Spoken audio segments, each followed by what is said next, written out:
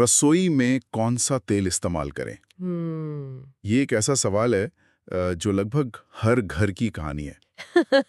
आप किचन में जाते हैं, शेल्फ पर तेल की 4-5 अलग-अलग बॉटल रखी होती हैं और हर सुबह यही दुविधा कि आज पराठे किस में बनेंगे, सब्जी किस में छौंकी जाएगी। बिल्कुल। और ये दुविधा इसलिए भी बढ़ जाती है क्योंकि आप देखिए हर कुछ महीनों में कोई नया ट्रेंड आ जाता है। हाँ हाँ हाँ। कोई कहता है कि सिर्फ यही तेल इस्तेमाल करो, कोई कहता है वो तेल तो जहर है। हाँ। और भारतीय खाना पकाने में जहाँ तेल के बिना मतलब दाल में तड़का, सब्जी में मसाला भुनना, हाँ। इसकी तो कल्पना भी नहीं की जा सकती। बिल्कुल। तो आज का हमारा मिशन बिल्कुल साफ है।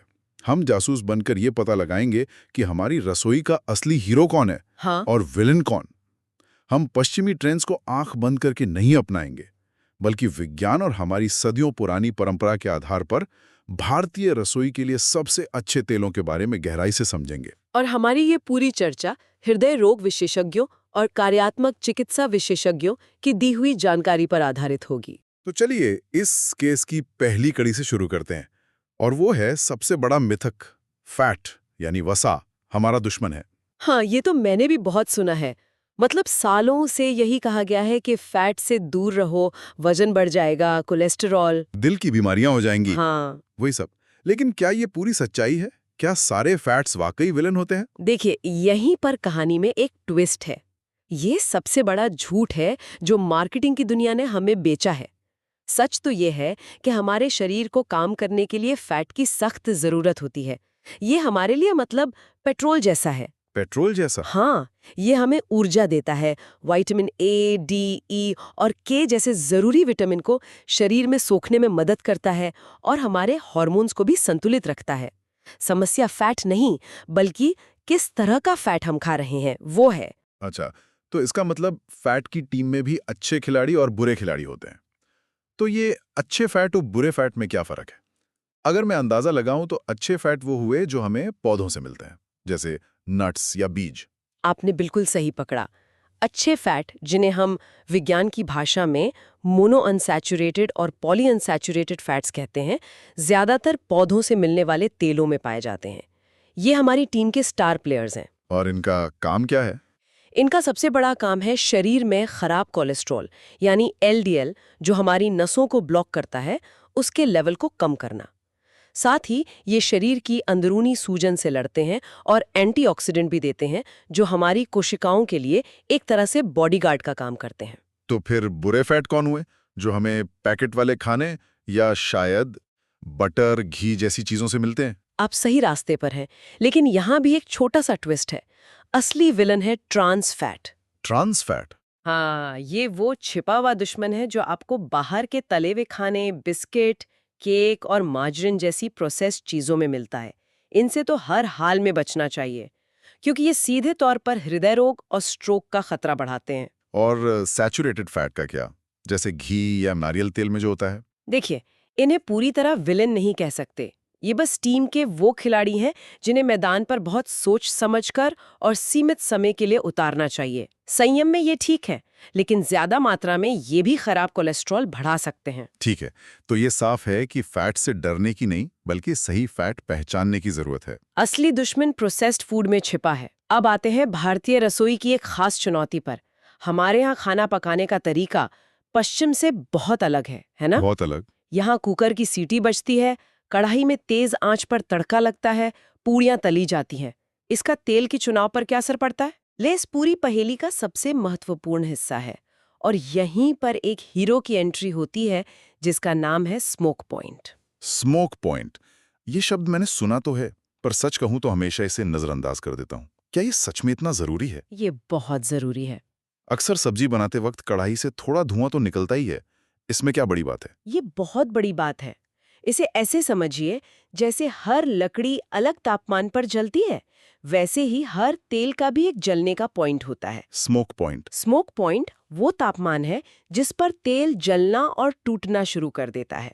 जब तेल से धुआं निकलने लगता है तो इसका मतलब है कि वो मदद के लिए चिल्ला रहा है। चिल्ला रहा है मतलब कि उस तापमान पर तेल के सारे पोषक तत्व नष्ट हो रहे हैं। ओह। और इससे भी बुरा, उसमें जहरीले केमिकल या सेहत के लिए खराब चीजें बनने लगती हैं। ये केमिकल लंबे समय में हमारे शरीर को बहुत नुकसान पहुंचा सकते हैं। बाप रे, मतलब मैं जिसे खाना पकने का संकेत समझ रहा था, वो असल में तेल के खराब होने का संकेत है। बिल्कुल, वो एक चेतावनी का संकेत है।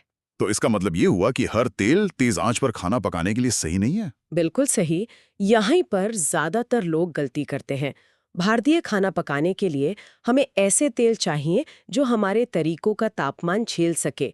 तलने और तड़का लगाने जैसे कामों के लिए हमें ऐसे मजबूत तेल चाहिए जिनका स्मोक पॉइंट बहुत ज्यादा हो। और करी या सब्जियों के लिए? उनके लिए मध्यम स्मोक पॉइंट वाले तेल चल जाएंगे, और सलाद ड्रेसिंग या ऊपर से डालकर खाने के लिए कम स्मोक पॉइंट वाले तेल सबसे अच्छे हैं, क्योंकि उन्हें गर्म ही नहीं किया जाता। ठीक है, तो अगर स्मोक पॉइंट ही खेल का नियम है तो इस नियम पर खरे उतरने वाले खिलाड़ी कौन हैं?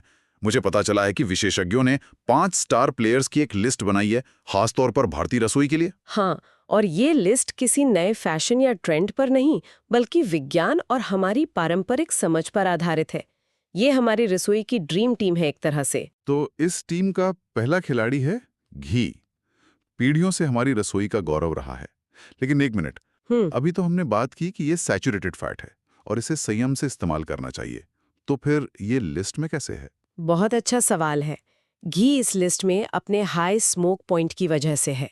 ये तेज तापमान पर भी स्थिर रहता है, मतलब आसानी से जलकर जहरीला नहीं बनता। अच्छा। ये तड़के और रोटियों पर लगाने के लिए बेहतरीन है।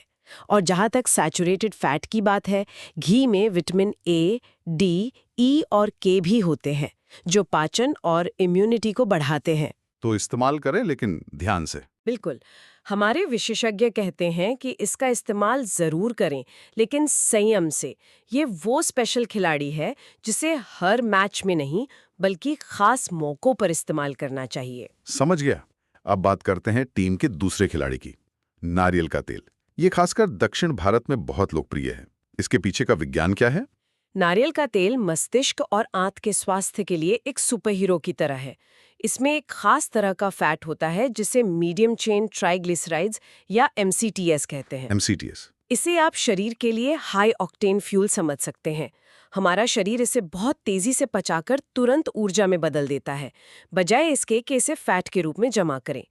इसका स्मोक पॉइंट भी ज्यादा है, इसीलिए ये दक्षिण भारतीय करी से लेकर तलने तक के लिए एक बेहतरीन विकल्प है। अब आते हैं उत्तर और पूर्वी भारत के पसंदीदा खिलाड़ी पर, सरसों का तेल।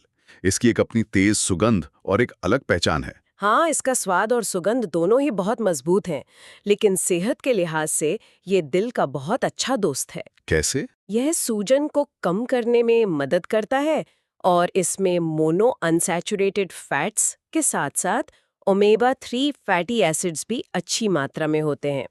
इसका स्मोक पॉइंट भी ज्यादा है, इसलिए अचार बनाने से लेकर सब्जी पकाने तक ये भारतीय रसोई का एक मजबूत स्तंभ है। हमारी ड्रीम टीम का चौथा खिलाड़ी है तिल का तेल। मैंने सुना है कि आयुर्वेद में इसका बहुत महत्व बताया गया है। बिल्कुल। तिल का तेल जोड़ों और त्वचा के स्वास्थ्य के लिए काफी फायदेमंद माना जाता है। ये एंटीऑक्सीडेंट और स्वस्थ वसा से भरपूर है। और इसका इस्तेमाल? दक्षिण भारत और कुछ एशियाई व्यंजनों में इसका खूब इस्तेमाल होता है। इसका स्मोक पॉइंट मध्यम से ज्यादा है, तो ये सब्जी भुनने और करी बनाने के लिए एक और बढ़िया और स्वादिष्ट विकल्प है। और अब पांचवा और आखिरी खिलाड़ी, जो शायद हमारी टीम का ऑलराउंडर है, मूंगफली का तेल। हाँ, ये रोजमर्रा के इस्तेमाल में सबसे आम तेलों में से एक है। आपने बिल्कुल सही शब्द इस्तेमाल किया, ऑलराउंडर। मूंगफली के तेल की दो बड़ी खासियतें हैं। क्या? एक, इसका स्वाद न्यूट्रल होता है, यानी ये खाने के अपने स्वाद पर हावी नहीं होता। और दूसरा, इसका स्मोक पॉइंट काफी ज्यादा होता है। तो ये हर काम के लिए अच्छा है? हाँ, ये इसे रोज के खाने जैसे सब्जी बनाने से लेकर तलने तक हर चीज के लिए एक भरोसेमंद विकल्प बनाता है। इसमें भी अच्छे फैट्स और प्लांट स्टीरॉल होते हैं, जो संयम से इस्तेमाल करने पर दिल के लिए अच्छे हैं। वाह, तो ये तो हुई हमारी 5 पारंपरिक और फायदेमंद तेलों की ड्रीम टीम। लेकिन एक खिलाड़ी है जिसकी आजकल बहुत चर्चा होती है, जिसे विज्ञापनों में सुपरस्टार की तरह दिखाया जाता है, जैतून का तेल। Olive oil. हाँ, ऑलिव ऑयल। हमारी केस फाइल्स में भारतीय रसोई के लिए इसके इस्तेमाल को लेकर एक चेतावनी दी गई है। ऐसा क्यों? यहाँ पर स्मोक पॉइंट वाला नियम फिर से लागू होता है। इसमें कोई शक नहीं कि जैतून का तेल, खासकर एक्स्ट्रा वर्जिन, सेहत के लिए बहुत ही शानदार है। ये अच्छे फैट्स और एंटीऑक्सीडेंट्स का खजाना है, लेकिन समस्या इसकी सहन शक्ति में है। इसका स्मोक पॉइंट काफी कम होता है। तो ये भारतीय तड़के की गर्मी नहीं झेल सकता? बिल्कुल नहीं। ये भारतीय खाना पकाने की तेज आंच को बर्दाश्त नहीं कर सकता। तो इसका मतलब मेरे जो दोस्त महंगे एक्स्ट्रा वर्जिन जैतून के तेल में सब्जी का तड़का लगा रहे हैं, वो असल में पैसा और सेहत दोनों बर्बाद कर रहे हैं। हाँ हाँ, बिल्कुल। ये कुछ वैसा ही है जैसे आप किसी महंगी स्पोर्ट्स कार से खेत जोतने की कोशिश कर रहे हो। काम तो होगा नहीं और कीमती गाड़ी भी खराब हो जाएगी। हाँ हाँ। जैतून के तेल को तेज आंच पर गर्म करने से उसके सारे गुण नष्ट हो जाते हैं और उसका स्वाद भी कड़वा हो जाता है। तो फिर इसका सबसे अच्छा इस्तेमाल क्या है? इसका सबसे अच्छा उपयोग है इसे कच्चा इस्तेमाल करना। सलाद की ड्रेसिंग में या पकी हुई सब्जी या पास्ता के ऊपर से डालकर खाने में। यह उस खिलाड़ी की तरह है जो मैदान पर नहीं बल्कि ड्रेसिंग रूम में टीम की रणनीति बनाने में मदद करता है। ओके, अब मैं थोड़ा उलझन में हूँ। घी भी अच्छा है, मूंगफली का तेल भी, सरसों का भी। कोई एक सुपर ऑयल या जादुई तेल नहीं है। तो कोई ये कैसे तय करे कि उसके लिए सबसे अच्छा तेल कौन सा है? ये एक बहुत ही जरूरी सवाल है और इसका जवाब किसी एक तेल के नाम में नहीं बल्कि अपनी रसोई और ज़रूरतों में छिपा है। किसी को भी तेल चुनने से पहले खुद से कुछ सवाल पूछने चाहिए, जैसे मैं रोज किस तरह का खाना बनाता हूँ? क्या मेरे घर में अक्सर तलने वाली चीजें बनती हैं? या फिर क्या कोई अपना कोलेस्ट्रॉल या वजन नियंत्रित करने की कोशिश कर रहा है? बिल्कुल। तो इन सवालों के आधार पर कोई कैसे चुनाव कर सकता है? असल में हमें एक तेल नहीं बल्कि एक ऑयल टूल किट चाहिए। Oil tool kit? हाँ, इसे ऐसे सोचिए। रोजमर्रा की दाल सब्जी के लिए मूंगफली का तेल आपका वर्क हॉर्स है, भरोसेमंद और हर काम के लिए तैयार।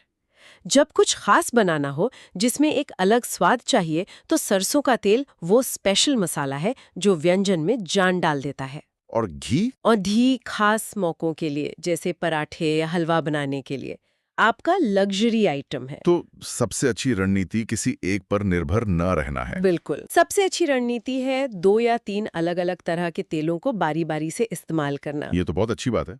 एक तेल रोटेशन पॉलिसी अपनानी चाहिए।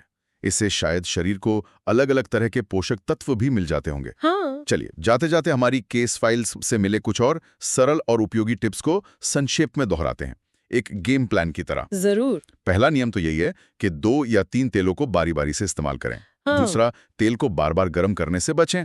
मतलब जिस तेल में एक बार पूरियां तली हैं, उसे सब्जी बनाने के लिए दोबारा इस्तेमाल ना करें। हाँ, क्योंकि जब हम तेल को बार-बार गर्म करते हैं तो उसमें वही खतरनाक ट्रांस फैट बनने लगते हैं जिनका हमने शुरू में जिक्र किया था। अंदाजे से बोतल से तेल डालने के बजाय चम्मच से माप कर इस्तेमाल करें। मुझे लगता है हम भारतीय इस मामले में थोड़े बदनाम हैं। बिल्कुल। और ये बहुत जरूरी है क्योंकि अच्छे से अच्छा फैट भी आखिर है तो फैट ही, और इसमें कैलोरी बहुत ज्यादा होती हैं। मात्रा पर नियंत्रण रखना वजन और दिल दोनों के लिए अच्छा है। और आखिरी नियम, तेल को सही तरीके से स्टोर करें, ठंडी अंधेरी जगह पर और ढक्कन कसकर बंद करके। हाँ, ताकि हवा और रोशनी से वो खराब ना हो। तो आज की हमारी पूरी चर्चा का सबसे बड़ा निष्कर्ष क्या है? निष्कर्ष ये है कि सही तेल चुनना किसी नए ट्रेंड का पीछा करने जैसा नहीं है। ये अपनी रसोई की शैली को समझने, फैट के प्रकारों को जानने और स्मोक पॉइंट के महत्व को पहचानने के बारे में है। किसी एक चमत्कारी तेल की तलाश करने से कहीं ज्यादा महत्वपूर्ण है संतुलन, संयम और विविधता। बिल्कुल सही कहा।